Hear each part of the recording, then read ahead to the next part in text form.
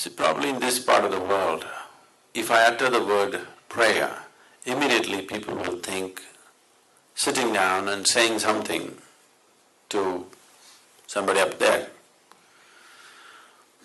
Some of you may know simple English prayers, some of you may know complicated Latin, Arabic, Sanskrit, whatever kind of prayers. But essentially, prayer unfortunately has been understood as a way, like it's some kind of a long-distance call.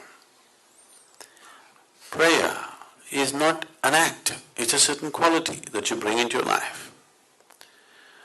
In somewhere in 1860s,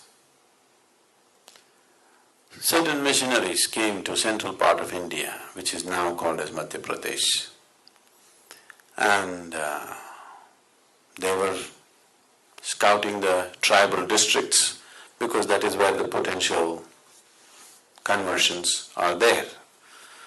Then they heard there is a particular yogi around whom thousands of people are gathering. So they thought he's built some kind of a church and people are gathering, let's go and see. Competition, So they went there. When they went there, they couldn't believe this. There was no church, there was not even a home. The yogi was just sitting under a tree. All he had was a loincloth, bare-bodied. He was just sitting there. Somebody who looks like he's not worth anything. Then they got a little encouraged. Okay, there's not much of a competition. But then they found hundreds and thousands of people gathering around him. Then they were amazed, oh, what's happening here? He must be having some kind of power. So when they got an appointment with him, they asked, what kind of prayers do you teach? Then he looked at them and laughed, said, oh, you are men of cloth, you are men of prayer, aren't you? You have done much prayer obviously in your life. Today, you just see some prayer. Don't do it, just see it. I said, how can we see prayer? He said, just watch me now. And he took some vegetables and started cutting. He said, this is my prayer, just watch it, quite carefully watch it. This is the prayer. So prayer is not just vocal.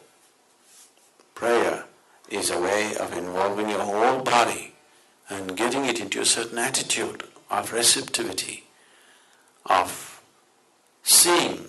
Prayer is essentially seeing that your presence here is so minuscule actually. You are just a speck of dust in this existence. Tomorrow morning, woof, if you disappear, nobody is going to miss you. A few people around you will cry for 3 days and then they'll forget about you. Rest of the existence will just go on fine without you, isn't it? All of us disappear.